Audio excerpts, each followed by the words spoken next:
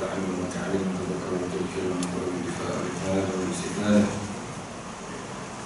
والحسنة بنسك كتاب الله وسنة رسوله بوجهه وبه وثوابه إلى حضرة سيدنا وشفيعنا رسولنا محمد بن عبد الله والسلام عليكم إلى حجة الإسلام وبالحامد محمد بن محمد الحسني وإلى رسالنا ونشهد إلى أرواح والدينا ووالديكم وأمواتنا وأمواتكم وأموات المسلمين عامة ومن أمر هذا المسجد سابقا ولاحقا ومن تصدق فيه ومن عبد الله فيه إن الله يغشاهم بالرحمة والمغفرة ويسكنهم الجنة ويغفر لنا ولكم الحسنى في خير ولطف وعافية وإلى حضرة النبي محمد صلى الله عليه وسلم الفاتحة.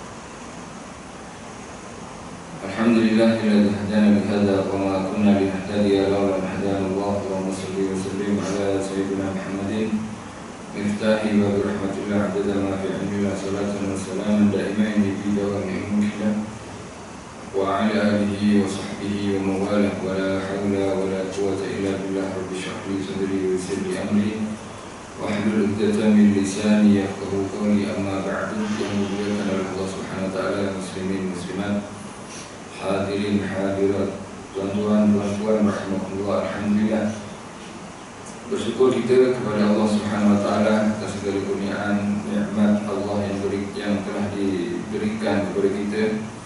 Mudah-mudahan kita jadikan hamba-hamba yang pandai bersyukur dan sentiasa bersyukur atas kurniaan dan nikmat Allah Subhanahu wa taala.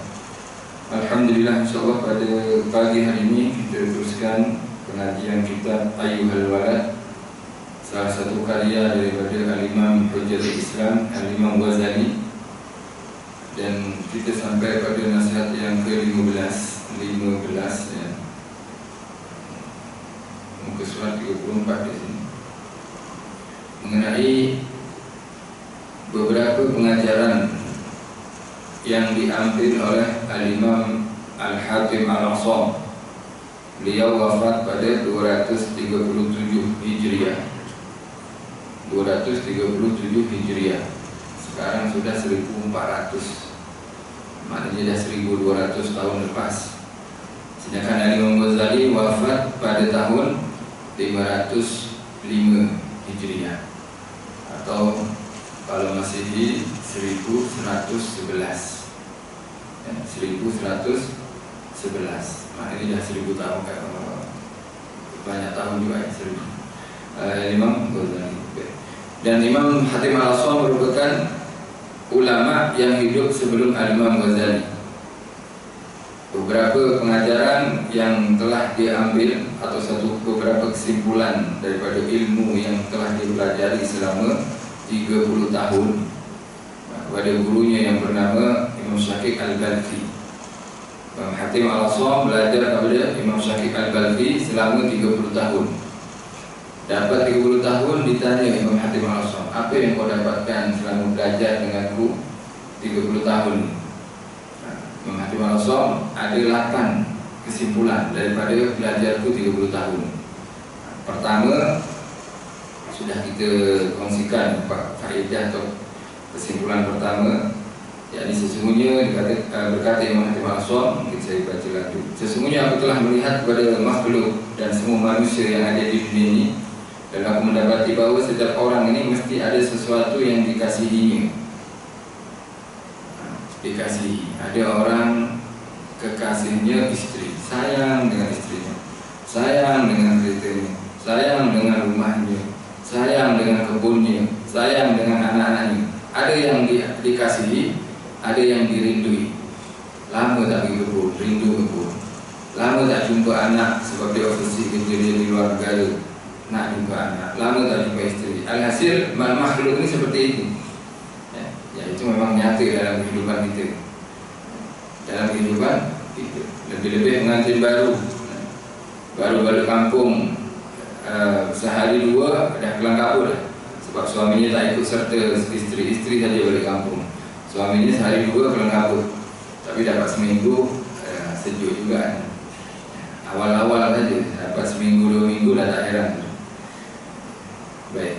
Kemudian dan aku melihat pula bahawa sebahagian daripada sesuatu yang dikasihnya itu hanya menemani kekasihnya sampai ia sakit sahaja. Yang rindu kawan, bila sakit tak jumpa kawan. Mungkin keluarga masih menemaninya. Dan ada pula yang sentiasa menemaninya ke dalam kubur. Manakala yang lainnya terus pulang dan tidak mahu untuk bersama-sama dengan kekasihnya di dalam kubur. Ini sudah kita kongsikan pertemuan sebelum ini. Jadi anak yang kita kasihi, anak yang kita rindui, isteri yang kita sayang, isteri yang kita selalu merindukannya, bila dah seorang suami mati, dia sudah dihantar ke kubur, lepas itu balik makan lagi, tidur balik. Dapat seminggu mungkin masih menangis dalam masa seminggu, lepas seminggu tak nangis, dah lupa kepada suaminya, dah lupa kepada ayahnya. Ia akan membiarkan kasihnya tinggal seorang diri dalam kubur. Lalu aku terus berfikir dan akhirnya aku membuat kesimpulan bahawa sebaik-baik kekasih itu adalah kekasih yang setia, yang mengiring kasihnya sampai ke dalam kubur dan menjadi penghibur dan teman yang setia. Dan tidak ada kekasih yang bersedia untuk berbuat demikian itu selain daripada amal soleh. Jadi Imam Hatim Al-Asham pada kesimpulan belajarnya selama 30 tahun adalah, aku nak jadikan amal soleh ini adalah kekasihku, perkara yang dirindui. Lepas buat amal soleh, nak buat lagi, rindu lagi. Jauh lama tak buat amal, rindu lagi, rindu lagi, rindu lagi. Kenapa dia menjadikan kekasihnya atau yang disayangi amal soleh? Sebab amal soleh lah yang akan menjadi kekasih dan teman setia yang menemani sampai liang lahat, sampai tanah bersama dia di dalam kubur. Supaya dia dapat menerangi kuburku dan menghibur hatiku, dan sudah pasti dia tidak akan meninggalkan aku duduk bersendirian dalam kuburku. Ini kesimpulan yang pertama. Baik, sekarang masuk faedah atau kesimpulan yang kedua. Berkata Imam Hatim Al-Asham, sesungguhnya aku melihat sekalian makhluk ini sentiasa mengikuti kehendak nafsu mereka. Ini seperti dia ini membaca kehidupan, mempelajari kehidupan. Kalau yang sebelumnya pertama tengok orang ini ada yang dirindui, ada yang disayang, ada yang dikasihi. Kemudian yang kedua, di dalam sudut yang lain, makhluk ini juga tengok-tengok selalu mengikut kehendak nafsu, kehendak nafsu mereka, dan bersegera menunaikan apa juga kehendaknya. Bila orang ini dah nak makan ini, pergi ni. Nak makan ni, saya nak teringin nak pergi kedai ni, terus pergi tanpa menghiraukan jam. Ini dah dekat Zuhur, ini dah dekat Asar, tak kisah, janji nafsunya tertunai. Kemudian seperti juga nafsu-nafsu yang mengajak keburukan, bila dah geram, wah tak boleh berlaku, aku kena datang juga, kena basuh juga orang ni. Akhirnya dia ikut nafsunya, basuh baju ya. Bukan basuh orang. Basuh orang, ya ada orang yang suka basuh orang. Oh tak boleh berlaku ni, tak boleh dibiar, kena turun juga. Akhirnya dia potong, dia berhenti, dibasuh, dimaki, dicaci, ikut kehendak nafsunya. Tengok anak yang tak dengar cakap, wah tak boleh berlaku ni, tak dengar cakap ayah, ikut nafsu. Kau adalah ayah, kau ada kuasa, kau kena tunjuk kuasa tenagamu. Habis dibelasah anaknya. Alhasil manusia ini seperti ini. Kebanyakan daripada mereka, bila nafsunya dah mengajak, maka mereka akan mengikut arahan daripada nafsu. Ini yang dipelajari oleh Imam Hatim Al-Asham, dan memang ini berlaku dalam kehidupan kita. Lalu aku memikirkan firman Allah Subhanahu Wa Taala yang berbunyi, selepas melihat kehidupan yang seperti itu, ramai manusia yang ikut kehendak nafsunya saja. Tengok ada orang lapar, Allah kasihannya, tapi tak bantu. Tak bantu. Tengok sebelah kanan pula, ada rim baru, sport rim. Sport rim baru lah, cantik dia, nampak seperti original. Beli, Padahal ring dia pun tak ada apa, tak pecah, tak bengkok, tak rusak, tak apa, ditukar. Jadi dia ridho, rela membuang duitnya hanya setakat mengedepankan atau mengutamakan hawa nafsunya, tak tukar ring, daripada melihat saudaranya kenyang. Ada saudaranya sakit, perlu biaya, perlu kos untuk perubatan rumah sakit, saudara ke atau jiran ke, lebih-lebih kepada orang tua. Tapi dia tengok, ya Allah, kenapalah mak sakit kali ini, cobalah sakit akan datang, baru nak beli ring ya. Baru saya nak tukar warna kereta. Ini nafsu. Manusia kan seperti ini kebanyakan. Baru iPhone keluar baru nak beli, mak sakit pula perlu duit kan. Oh biarlah beli dulu, ikut kehendak nafsu. Itu kebanyakan daripada majoriti atau ramai daripada manusia.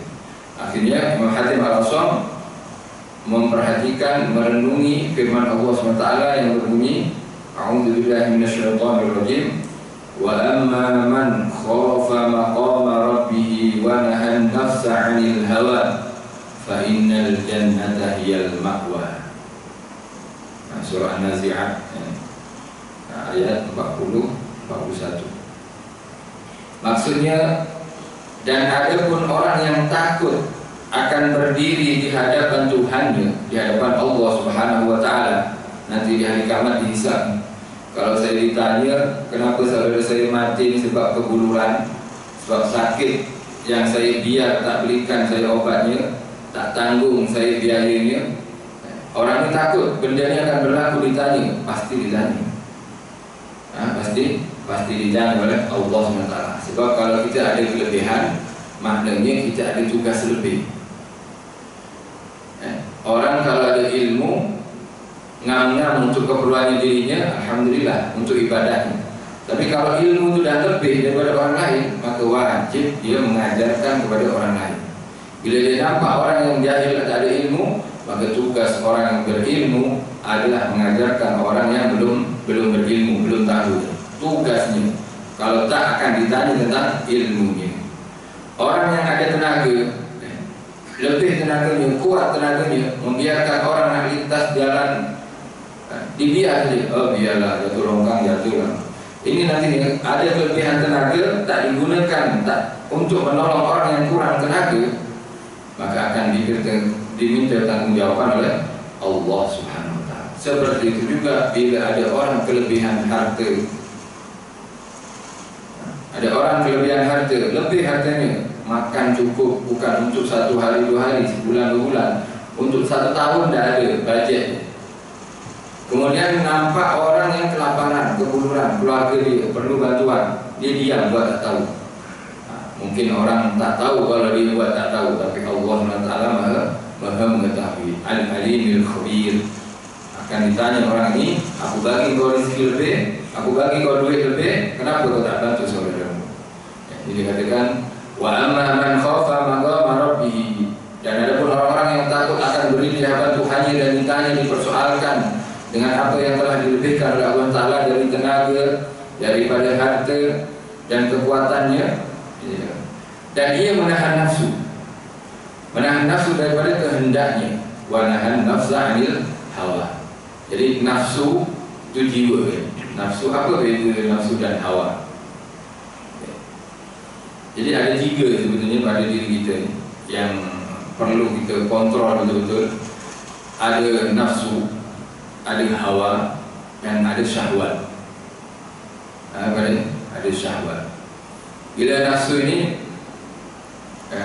nafsu adalah diri kita yang memiliki keinginan. Nafsu, ada keinginan. Oleh yang perlu diarahkan nafsunya, sebab dia yang keinginan, ingin. Adapun hawa ini lebih pada perkara yang melagukan dan perkara kepada keyakinan. Benda yang lagu dan benda yang kepada keyakinan. Jadi dia hawanya itu berkeyakinan ini seronok. Ya, ini seronok. Bercampur dengan nafsu yang ingin, akhirnya berkeinginanlah untuk melakukan perkara yang lalu, sebut hawa nafsu. Sebut hawa nafsu. Ada lagi syahwat, nafsu syahwat. Ya, ada nafsu syahwat, ada hawa nafsu kan. Kalau syahwat ini lebih kepada kenikmatan. Kenikmatan apa saja? Seperti nafsu itu keinginan apa tadi? Keinginan baik, keinginan buruk, keinginan taat, keinginan jahat, maksiat, itu nafsu. Jadi nafsu ini yang perlu diarahkan, dan kita tak boleh membunuh nafsu. Matikan nafsu, tak boleh dimatikan nafsu, sebab itu adalah keinginan. Bahkan ahli surga pun ada nafsu.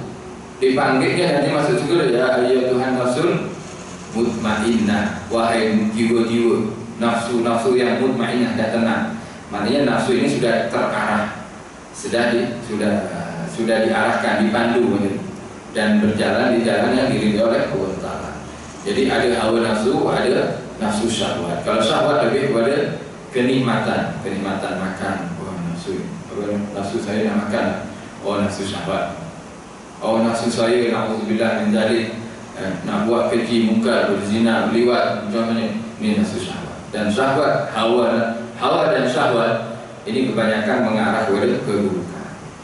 Alhasil nafsu, ya, dia akan menjadi rebutan, menjadi perkara yang direbutkan pertama oleh hawa, oleh syahwat, dan juga oleh syaitan serta malaikat.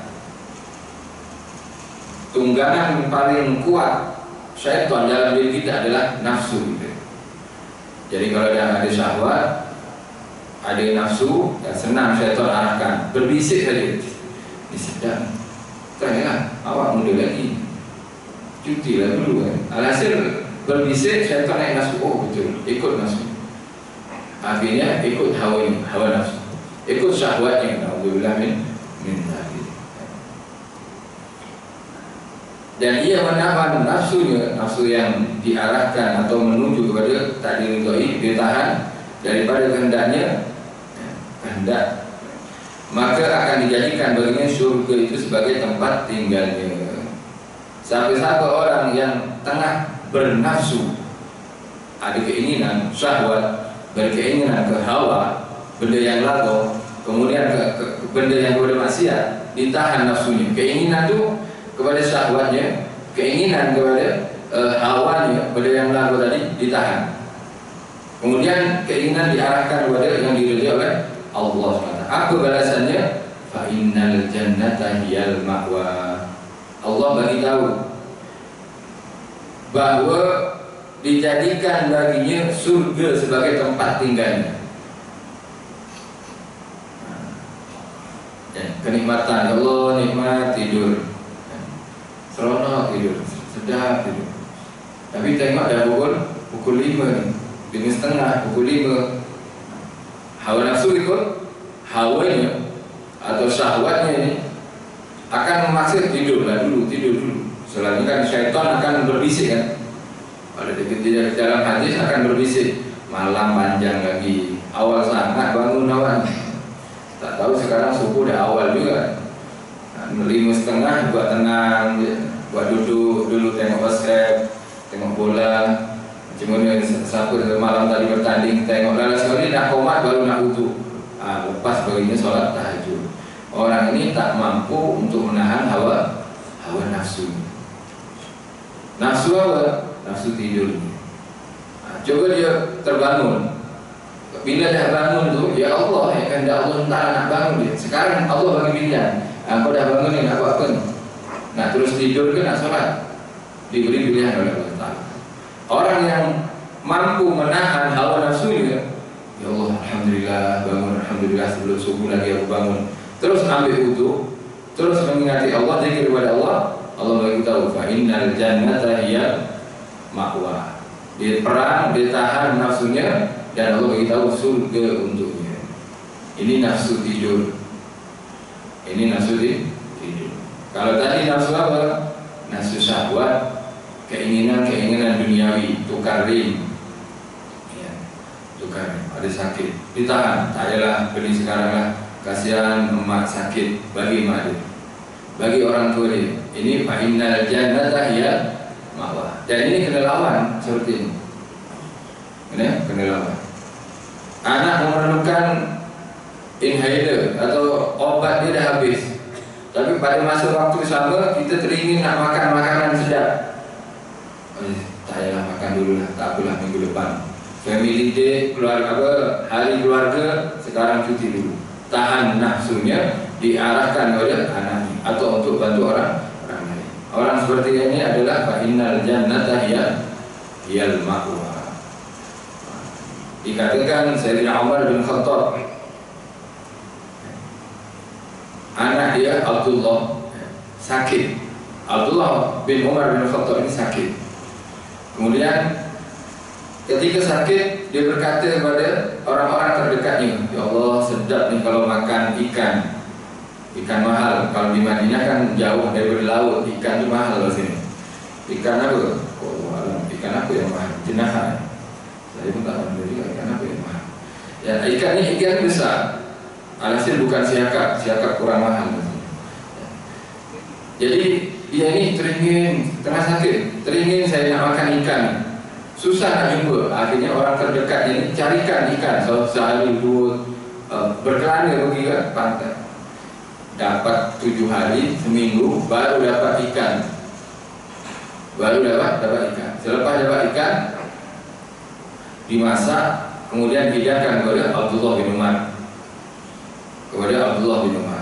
Alhamdulillah, kata Sayyidina Abdullah bin Umar, akhirnya saya boleh makan ikan sedap yang saya rasakan. Kan kepada syahwat ini, tapi syahwat yang mubah. Kemudian baru nak makan, ada orang ketuk pintu. Kata siapa tengok. Tolong tuan, pengemis datang. Tolong tuan, saya belum makan. Ini ada anak saya. Ya Allah, kata Abdullah bin Umar, dan bagi ikan, bagi. Terus ikan tu yang dia beli mahal dan susah nak dapatkan, terus bagi dia. Terkejut orang yang dah beli penat-penat, ya Allah, ini pula datang masih sekarang. Akhirnya ketika orang dah pergi, ikan yang belum makan diangkut, dibawa macam tu. Yang beli ikan tadi dikejar, mengejar orang yang bawa, bukan peminta, orang yang minta dikejar. Tuan lapar kan? Ini ada duit. Ini ada duit 3 dirham. Tuan buat makan keluarga. Tapi ikan bagi saya, sebab ini dah lama diinginkan oleh saudara saya. Akhirnya baik 3 dirham ni dah kenyang sangat dah, 3 dirham. Baik, cukup. Akhirnya ikan tu dipulangkan ke saudaranya, 3 dirham dia terima. Bagi balik kepada Abdullah bin Umar. Abdullah bin Umar, ada lagi ikan? Ya, saya ambil, saya tukar dengan duit 3 dirham. Ya Allah, engkau ni bila dah bagi, jangan minta balik, bagi dia. Dan 3 dirham bagi dia. Tuan ni, engkau ni dah lama menginginkan ikan ni. Ya ni nafsu syahwatnya. Dah seminggu saya cari ikan, jumpa-jumpa nak bagi orang. Bukan macam tu. Sebab saya pernah mendengar Rasulullah SAW bersabda, sesiapa orang yang ada keinginan sesuatu, kemudian dia mampu untuk melampiaskan, dia tahan, digunakan kepada yang diridhai, maka ampunan Allah untuk dia. Baik saya dapat ampunan daripada saya dapat ikan. Ikan ini. Oleh sebab itu ikannya diberikan pada peminta pengemis tadi. Kalau kita buat tak tahu, siapa ketuk pintu, kunci pintu gitu.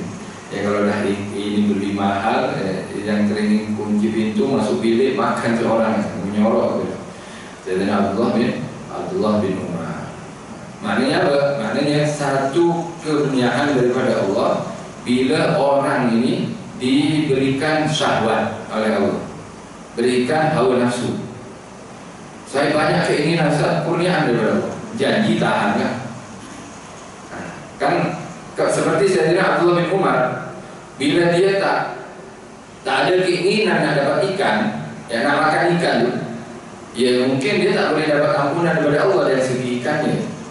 Sebab dia ada keinginan nak makan ikan, akhirnya ikan itu datang. Lepas tu keinginan itu dia tahan, dia infakkan pada yang lebih penting daripada ini, sebab dia boleh hidup tanpa ikan itu. boleh makan lagi walaupun bukan lauk ikan ini. Akhirnya syahwat itu adalah kurniaan.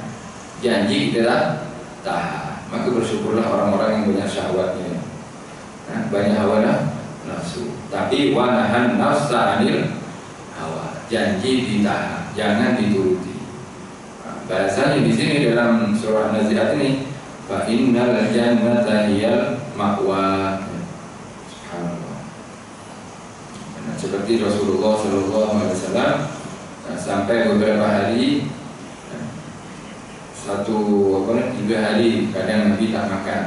Ikutkan ya, Nabi boleh saja nak jadi orang kaya, nak minta bantuan kepada sahabat, setakat nak makan, apa susahnya kepada para sahabat Rasulullah. Tapi Nabi lebih bersabar. Kemudian juga Nabi 2 bulan tak berasap di punya dapur, ya, tak ada nak mengeluh. Lepas itu ditanya Siti Aisyah, makan apa selama 2 bulan? Kurma dan air. Kalau dah beras mahal, ya mak beli kurma lah, murah sikit. Jadi tak pening dengan ekonomi. Nabi tak pening dengan ekonomi. Teringin dah makan beras, makan nasi, maksudnya bukan makan beras, ya, burung makan beras, maksudnya beras yang dimasak.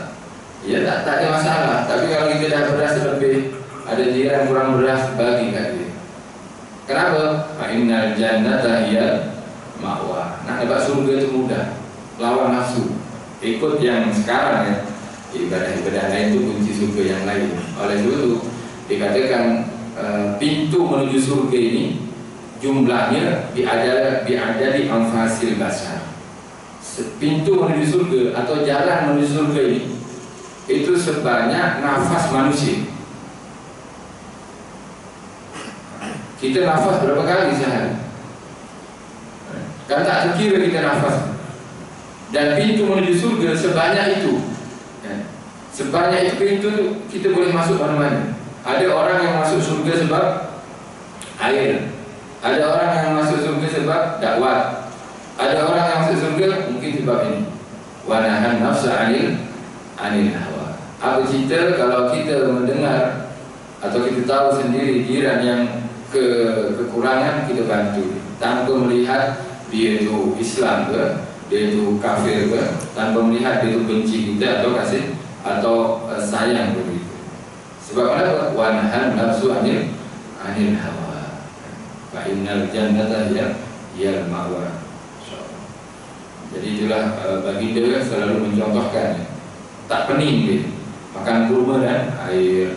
Telur mahal, dia memang susah nak dapat telur. Tapi takkanlah kita mati tak makan telur ni. Nafsu anil hawa, sabar. Ada telur, orang makan telur, dahulukan yang memerlukan. Kalau boleh lah. Bukan kalau boleh, kita wajib berusaha. Ini pintu surga. Ada pintu surga orang tua, ada pintu surga itu Al-Quran, ada pintu surga itu masjid. Alhasil pintu-pintu ini kita kena ambil semua. Kunci-kunci ini kita kena ambil. Tapi di sini pasti sudah orang yang menahan hawa nafsunya pasti tempat tinggalnya surga. Dipastikan. Siapa yang memastikan? Yang memiliki surga, pencipta surga, Allah Subhanahu wa Ta'ala. Maka berkata Imam Hatim al-Aswam, apabila aku memikirkan ayat ini, maka timbullah satu keyakinan di dalam hatiku bahawa Al-Quran itu adalah benar. Al-Quran pasti benar. Dan nafsu itu mesti dimusuhi, dilawan, jangan dituruti. Jangan dituruti. Oleh kita sebetulnya bijak kita ni sebenarnya, tapi memilih kadang memilih tak bijak. Kita tahu benda ini tak penting, tapi kita buat juga.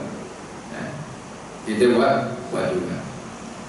Sebetulnya kita boleh tidur awal pada waktu malam, tapi kita lebih memilih main catur, kita main game, akhirnya lambat tidur, susah nak bangun.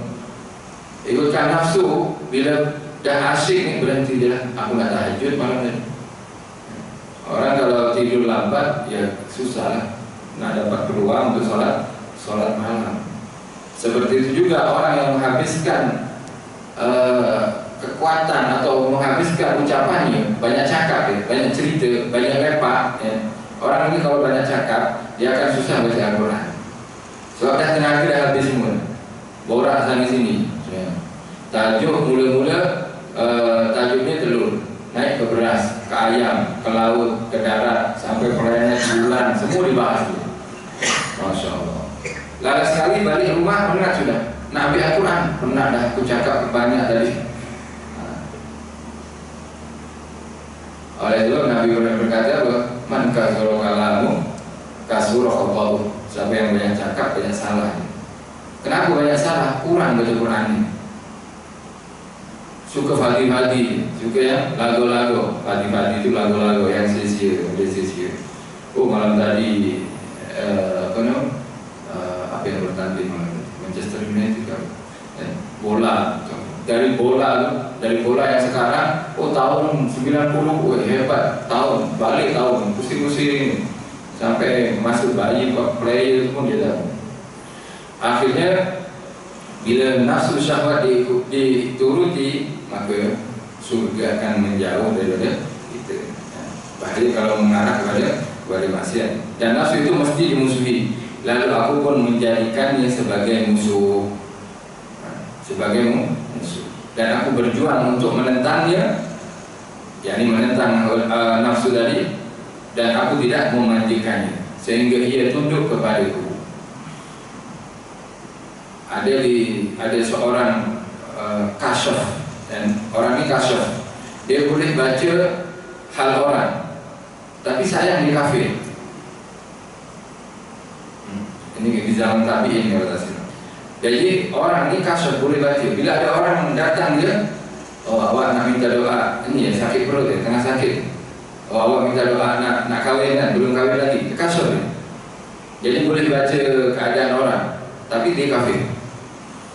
Akhirnya tabi'in, ini sayang. Ini kalau Islam kan boleh masuk surga orang. Akhirnya tabi'in datang ke rumahnya berkata, ya fulan, aslim tak, kau masuk Islam. Kau masuk Islam, kau masuk surga nanti. Ya. Kita dengan orang ini tak nak masuk Islam. Dia paksa, aku tak nak masuk Islam. Akhirnya orang ini balik. Ya. Tak ada paksaan. Kemudian tak tahunya berapa hari kemudian dia itu masuk Islam. Orang yang kasyur masuk Islam. Akhirnya tapi ini terkejut. Islam dia. Dia pergi masjid. Nampak pergi masjid. Subhanallah. Akhirnya didatangi oleh dia. Awak baru masuk Islam? Ya, saya baru masuk Islam. Dan hari itu saya ajak masuk Islam, tak nak. Sebab hari itu hati saya mengajak saya untuk masuk Islam. Jadi saya lawan. Saya tak masuk Islam. Dan dapat beberapa hari hati saya mengutuk Islam, benci kepada Islam. Jangan pernah masuk Islam. Jangan pernah menganut agama Islam. Akhirnya saya pun masuk Islam. Itulah rahasia saya. Kenapa saya boleh kasyaf? Saya selalu menentang kemauan saya. Jadi kalau kemauan dia masuk Islam, masa tersebut dia tak masuk Islam. Kemauan dia jangan masuk Islam, jangan menganut agama Islam, dia masuk Islam. Jadi rahasia kasyaf itu adalah menentang keinginan dan kehendak nafsunya. Siapa yang nak kasyaf, lawanlah kehendak nafsu. InsyaAllah kasyaf. Nak makan, jangan makan. Jangan makan. Nak tidur, bangun. Nak solat, jangan solat. Jangan nak itu. Tapi nafsu-nafsu yang buruk bila dilawan, InsyaAllah Allah bagi kurniaan. Dan ini terbukti memang. Memang terbukti. Imam Junaid al-Baghdadi 20 tahun belajar melawan hawa nafsu. Belajar melawan hawa nafsu. Masya Allah.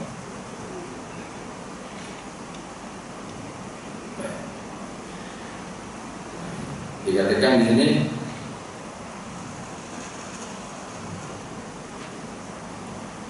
al-ibadatu awwaluha murrun wa akhiruha hulun. Ibadah ni kalau ikutkan nafsu, mula-mulanya adalah murnya pahit. Wa akhiruha hulun, tapi akhirnya manis. Kita nak bangun tahajud itu susahnya.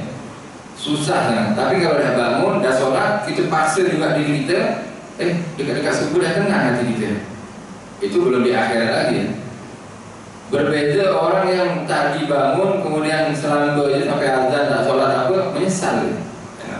Itu ada penyesalan, ini masih ada tanda iman lah kayaknya. Kalau tak menyesal langsung macam tak ada apa, ini dah dalam keadaan bahaya lah ini. Kepada istilahnya tak ada penyesalan kepada ibadah yang lepas kepada ini. Jadi ibadah ini awalnya manis, awalnya adalah baik, akhirnya adalah manis.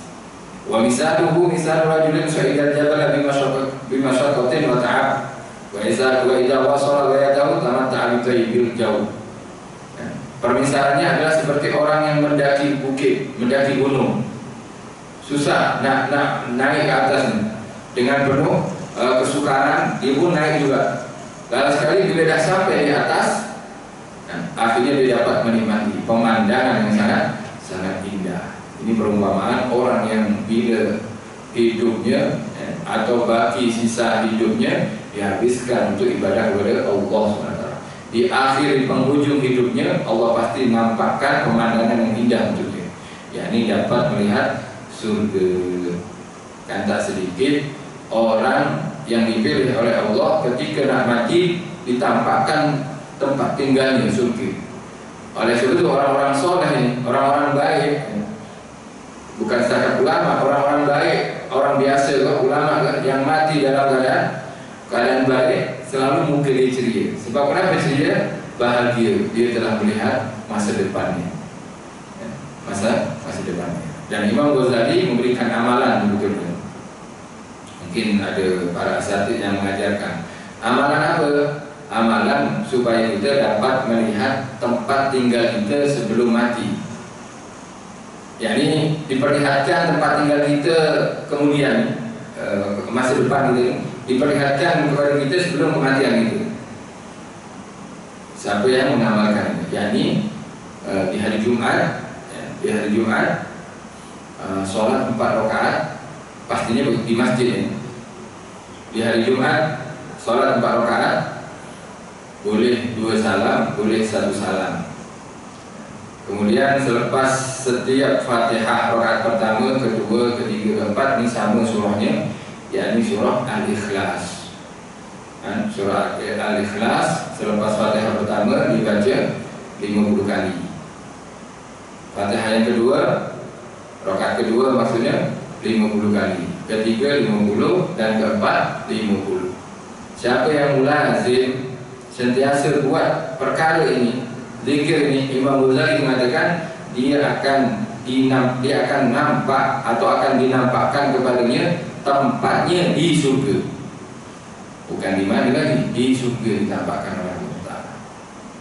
Ustaz pernah nampak? Belum lah, saya belum mati lagi. Tapi amalkan dia dulu. Amalkan dulu. Jumat jangan datang pukul 1. Tak sempat lah 50 Al-Ikhlas 1 rakaat saja tak sempat. Datang awal sikit, takkanlah tak dapat telur. Kita dapat telur selalu Jumat, ke dapat tak dapat apa-apa. Istilahnya malaikat kan kalau dah khotib tu naik ke atas mimbar, ya sudah tak dapat apa-apa sudah. Sebab malaikat mencatat yang bagi-bagi hadiah tu dah tak ada. Siapa yang datang pertama dapat hadiah unta, dapat hadiah unta, lembu, kambing. Ya paling kurang dari dapat telur atau burung puyuh. Alhasil bila nak amalkan ini 4 rakaat, setiap rakaatnya 50 kali Al-Ikhlas setiap Fatihah, InsyaAllah dan kata Imam Ghazali akan dinampakkan baginya tempatnya di surga. Tapi diingatkan kalau khotib dah khutbah, kita jangan sholat lama-lama, tak dibenarkan dalam syariat. Boleh kita tahiyatul masjid, tapi tahiyatul masjidnya ambil yang wajib sahaja. Allahu Akbar sahaja saya tahiyatul masjid, Allahu Akbar, baca Fatihah, terus rukuk baca subhanallah wa bihamdi sekali sahaja. Sami Allahu liman hamidah, ambil Tuhanina, Allahu Akbar, sujud, percepat, ambil yang rukun-rukun saja.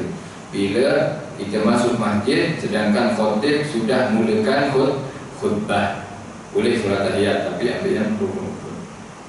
Oleh sebab itu kalau nak amalkan yang ini,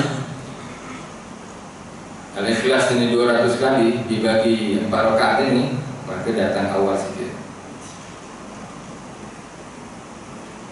hari Jumat sahaja. Baik. Wal maksiatu bil aksi awwaluha hulun wa akhiruha murrun. Dan maksiat ini kebalikannya, yakni mula-mula rasa seronok, tapi akhirnya adalah baik. Seperti orang yang berada di atas, kemudian ingin menikmati hayalan dia, akhirnya dia lompat, seronoklah, terbang, terjunam ke bawah, hancur kepala dia. Itulah ahli maksiat. Seronok di dunia, akhirnya orang malaikat nantinya diketuk kepalanya, hancur semua. Katakan hancur jatuh dan diketuk kepalanya oleh Munkar Nakir di barzahnya, dan naudzubillah nanti di neraka. Macam mana Ustaz nak menahan hawa nafsu? Ya, nafsu orang masing-masing lah. Ada orang seperti tadi, hawa nafsunya itu lebih kepada kereta. Kereta itu seperti mengalahkan isteri sudah. Isteri bagi nafkah sebulan ini 600, kereta ini bagi nafkah 1000 sebulan. Selalu tukar dia punya stiker, dia punya rim tu upgrade selalu, cat dia, exhaust dia, banyaklah dia punya cerita. Sayang sangat, itu nafsunya kepada kereta. Ada orang yang nafsunya kepada makan, ada orang yang nafsunya kepada tidur, ada orang nafsunya kepada kerja, ada orang yang alhasil perkara-perkara yang melebihi kepada keinginan kita, itu lawan, itu hawa nafsu. Kita boleh baca sebelumnya. Tapi masalahnya kita tak mau melawan, ikut je lah. Ngantuk ni, nak tidur je lah. Jadi kita tahu benda ni tak baik, tapi kita tak mampu melawan. Macam mana nak melawan Ustaz? Ya, kita tentang diri kita. Kita tentang. Dan khususnya sentiasa minta kepada Allah Taala kekuatan supaya kita berjaya untuk melawan hawa nafsu ini.